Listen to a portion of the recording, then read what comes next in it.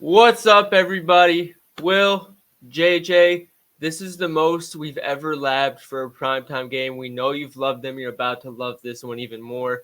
And of course, we wrapped up all the announcements we're about to give you in a parlay at the end, so you won't want to miss it. Let's go.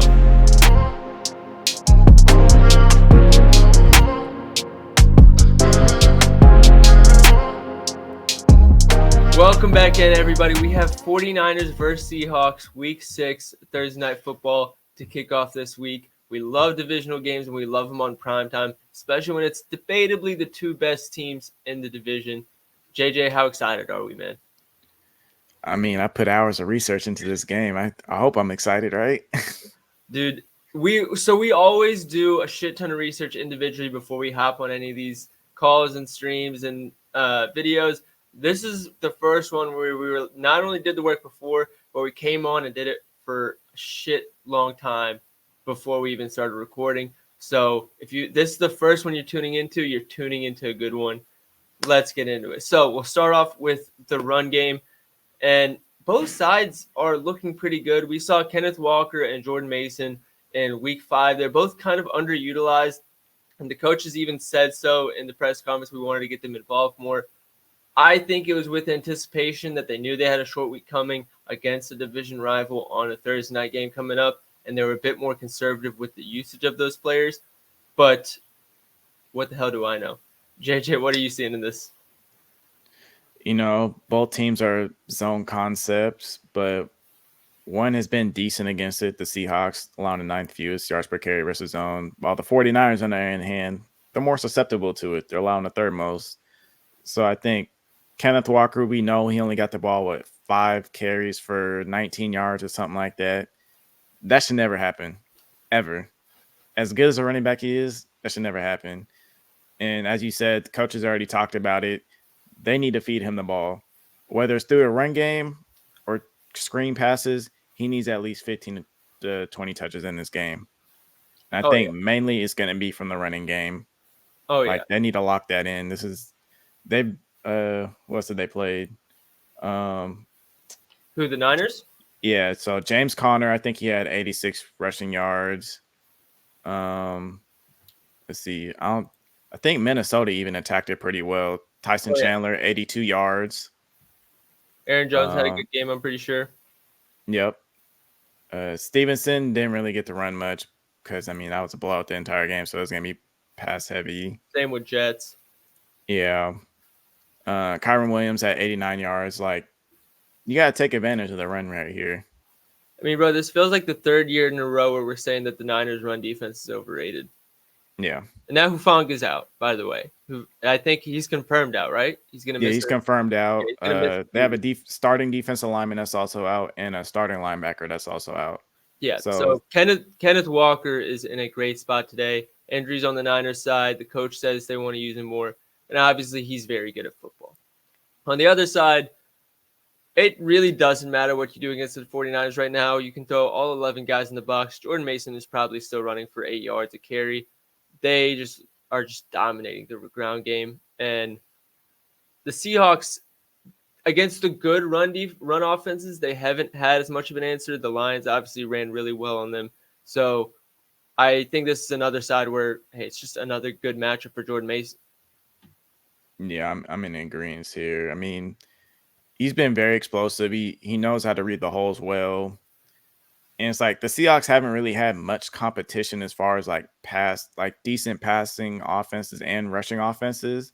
But you said, the Lions, and I think that's a great game to look at because they are a zone heavy rushing team. And that's pretty much the only zone heavy rushing team they play so far. Yep. Everyone else is bottom 10, but I believe the Lions were top 10 in that respective. Yeah, neither Monty or Gibbs, none of them really run inside the tackles that much. Yeah. So if you want to look at something, you want to research that game right there. And I think the 49ers can take advantage of that too. So, just in general for this game, should see a lot more rushing than last week for both teams. I definitely agree. And I'm looking up their past matchups. Giants Giants last week. By the way, we were talking about the Lions. The Giants ran for 175 yards against the Seahawks. Yeah. That was without Singletary. And say what you Tyrone Tracy is obviously good. Like people are hyping him up. He's still the backup right now. So if you're running with 175 yards without Singletary, odds are you're not looking like the best run defense. Let's just be completely honest. So going to face 49ers, not exactly what you want as the next game. But yeah, both running backs are in a great spot. Charbonnet's usage keeps going down a lot more. And Niners are just giving the ball to Mason like 25 times a game. So not really worth touching on anybody else there. Let's get into the pass game. And this is where I think things get really intricate because the Niners, even before losing Hufanga, were the worst team, according to DVOA, at defending the deep balls down the middle. Anybody on the Seahawks could take advantage of this, but the issue right now is they're really good against shallow passes, and the slot, which is not good for JSN. So you're basically betting on a deep play down the middle, which again, not exactly his forte and how they use him. DK Metcalf, you think deep ball, you think DK Metcalf. The issue is not a lot of his deep routes are breaking into the middle. A lot of them are either go routes or breaking to the outside. So he'll probably get one down the middle. But you're not betting on volume there in terms of routes towards the middle.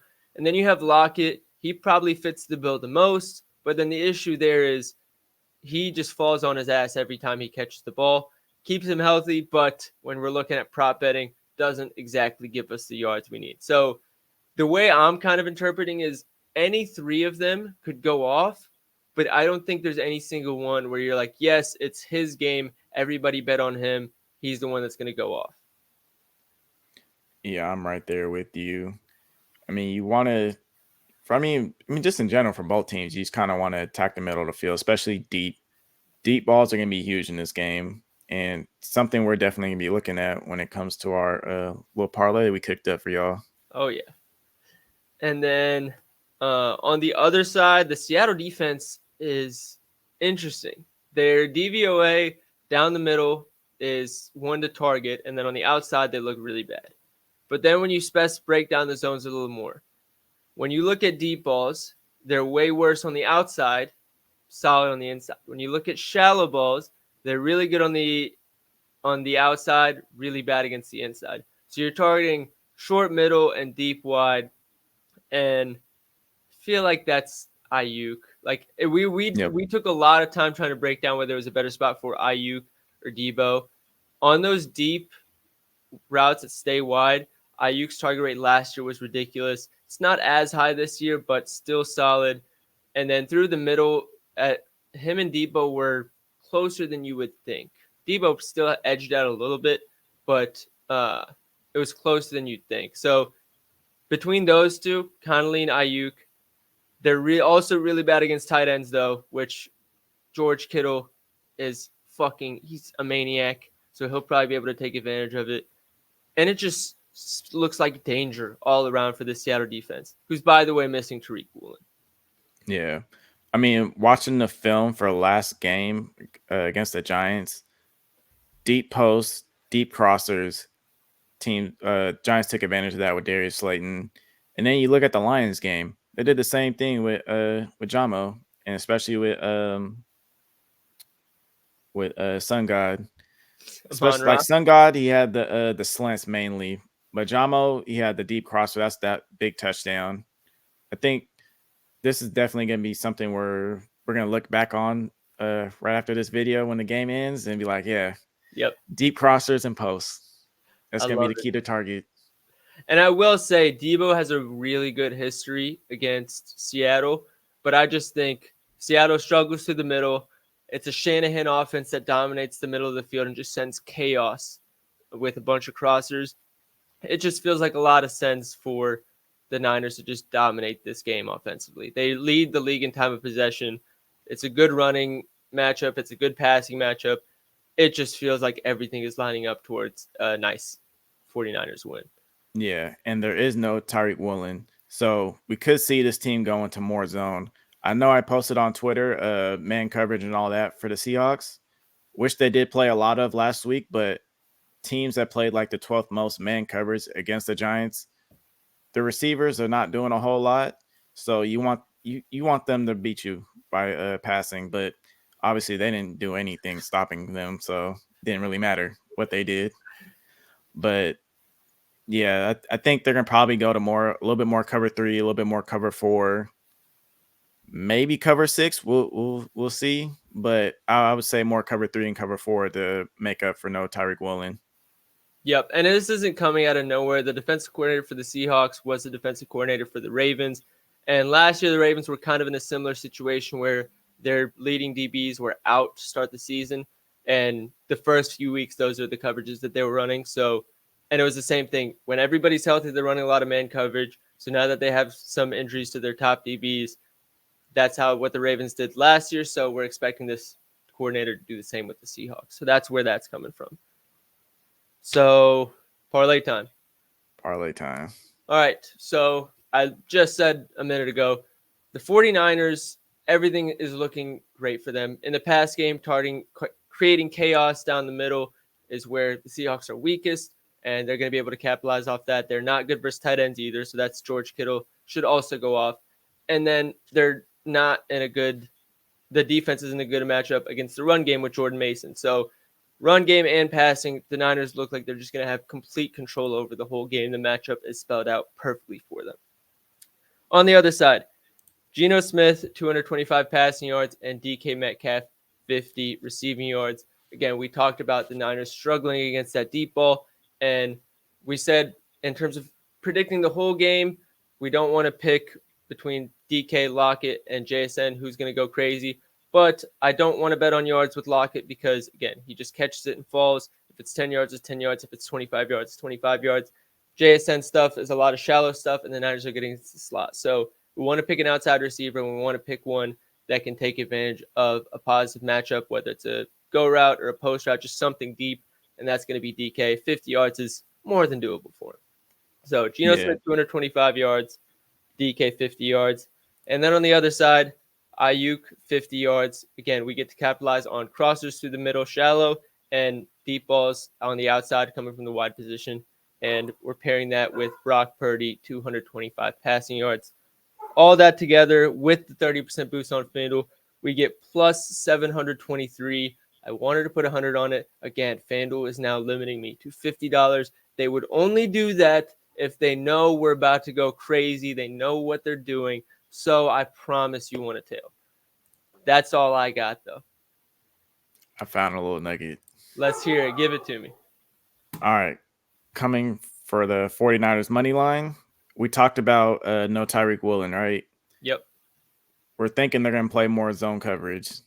That benefits the 49ers heavily because against man coverage, Brock Purdy has a 49% completion percentage, but that's on 51 attempts. So 25 of 51. That's not good at all.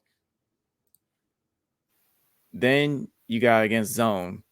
He's 71 to 95, which is 74% completion percentage. So that is a huge difference. And that is a decent sample size. So if they were able to play that man coverage, Seattle has a much better chance. But because we think they're going to go away from that and play more zone, it's got to be 49ers here. One more thing before I let you guys go. There is actually a system. Favorites on Thursday Night Football and division games are 69 and 32 in the NFL against the spread. So we're giving up that key 3 number in the 3.5 spread, but considering that system, I don't really mind it. So go ahead and lock that parlay in. We have 50 to win $412. You're going to regret it if you don't. Otherwise, good luck if you're tailing. Like and subscribe if you haven't already, and we will see you guys on the next show.